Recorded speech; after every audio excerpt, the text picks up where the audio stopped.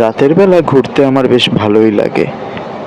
ব্যাপারটা খানিকটা অভ্যেসে পরিণত হয়েছে, যদিও তা হওয়ার পেছনে খুব সাধারণভাবেই মনে হয় জীবনের কষ্ট জড়িয়ে আছে, কিন্তু তা নয়। ক্লাস 12 পাশ করার পর এবং বিএসসি ও এমএসসি শেষ করার পর যখন বুঝে উঠলাম যে পৃথিবীতে আরও অনেক কিছুই করার আছে, অনেক মজা উপভোগ করার আছে, তখন অনেক কিছু করার পর এই নেশাটা বেছে নিলাম। আমার সিদ্ধান্তে যে ভুল ছিল না তার প্রমাণ আমি প্রথম দুদিনের মধ্যেই পেয়ে গেছিলাম।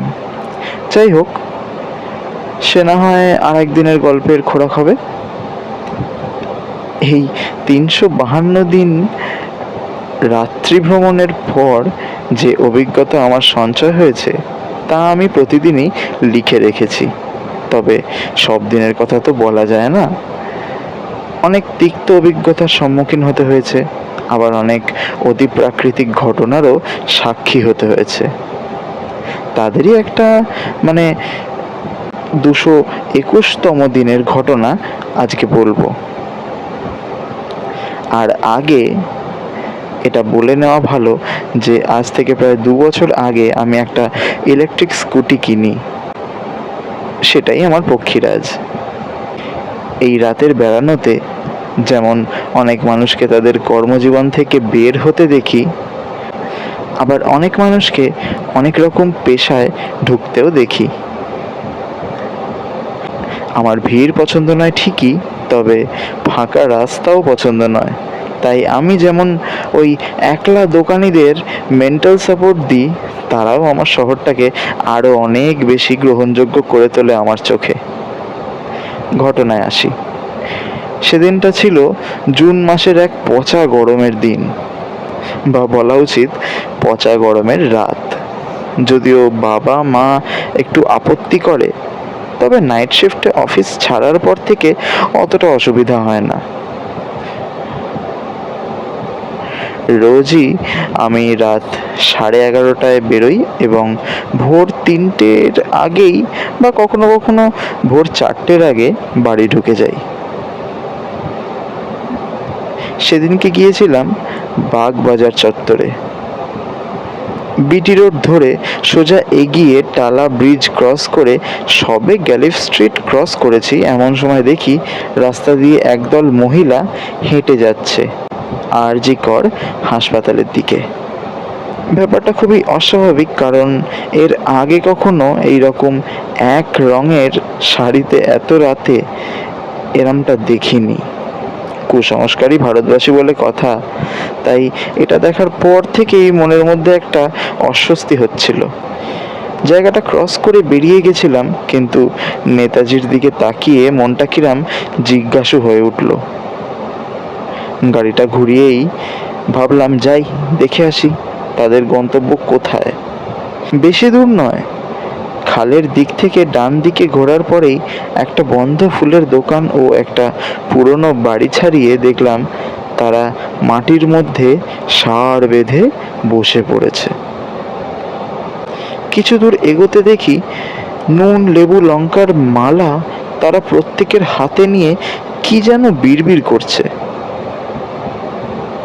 আর বিড়বিড় করতে করতে একটা পুতুলের দিকে তাকিয়ে আছে। এই ব্যাপারটা দেখে আমার আর সাহস হলো না যে আর একটু কাছে গিয়ে আরো ভালো করে বুঝি।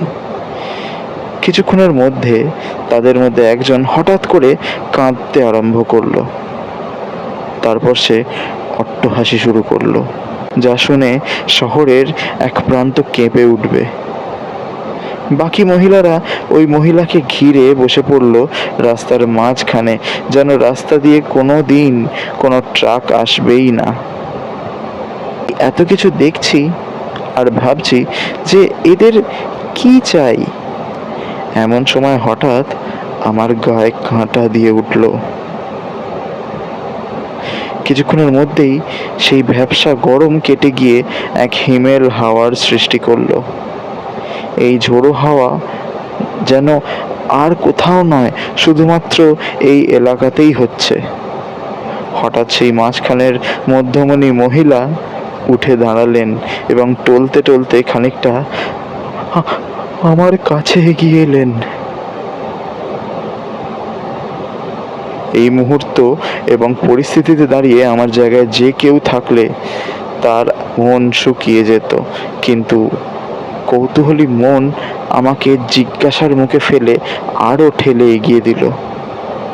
আমি রাস্তার বাঁ ফুটে অর্থাৎ খালের দিকে এবং সেই মহিলা অপর দিকে আমারই এই পাশে আসার চেষ্টা করছে। অতিজাগতিক কারণেই হোক বা ভয়ের কারণেই হোক, আমি আমার আশেপাশে শীতলতা অনুভব করতে লাগলাম। আমার মন যেন আমাকে বলে চলেছে পালাতে। আমি তা সত্ত্বেও এক নাগাড়ে এক দৃষ্টিতে একই জায়গায় তাকিয়ে দাঁড়িয়ে রইলাম। অপর প্রান্ত থেকে মহিলাটি প্রায় মাঝ রাস্তায় এসে দাঁড়িয়েছে ধীর গতিতে। একটা হঠাৎ হর্নের আওয়াজ হলো। তারপরেই আমার চোখের সামনে মহিলার বদলে চলে এলো এক ট্রাকের ডান পাশ। এত তাড়াতাড়ি অ্যাক্সিডেন্টটা ঘটলো যে আমি ঠিক বুঝে উঠতে পারলাম না গোটা ব্যাপারটা। কিন্তু হঠাৎ আমি আমার কানের সামনে যেন শুনতে পেলাম একটা কথা,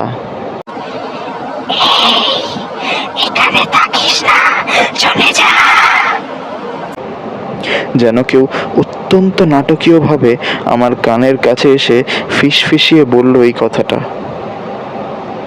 ততক্ষণে আমি আমার সম্বিত ফিরে পেয়েছি। আর দেরি না করে, বেশি ঘোরা হবে জেনেও, আমি বাগবাজারের দিক দিয়ে বেরিয়ে চিত্তরঞ্জন এভিনিউয়ের দিকে এগোলাম। যদিও আসার সময় সেই মহিলাদেরকে আর রাস্তার মধ্যে দেখতে পাইনি, হয় পালিয়েছে নয় কোনোভাবে মিলিয়ে গেছে। আমি যখন বাড়ি পৌঁছলাম তখন বাজে প্রায় রাত 2:30। বাড়ি পৌঁছে কাউকে আর কিছু বললাম না। সে রাতে যদিও বা ঘুম খুব কষ্ট করেই এসেছিল, তবে তার পরের 2 দিন সকাল থেকে আমার জ্বর থাকে। এই ঘটনা আমি প্রকাশ করলাম এই প্রথম। তারপর থেকে আরও অনেক অভিজ্ঞতাই হয়েছে এই সুপারন্যাচারাল রিলেটেড, তবে আমিও অনেক বেশি প্রিপেয়ার্ড হয়ে গেছি। একজন সুপারন্যাচারাল হান্টারের সাথে পরিচয় হয়েছে। তার নাম শুনে থাকবেন, রিচার্ড পার্কার, বা তাকে সবাই ব্ল্যাক বলেই চেনে। যাক, সে না হয় এই গল্প আর একদিন হবে। আজ তাহলে আসি। এই যে ঘটনাটা আমি বললাম, এই ঘটনাটা কিন্তু সত্যিই ঘটেছে।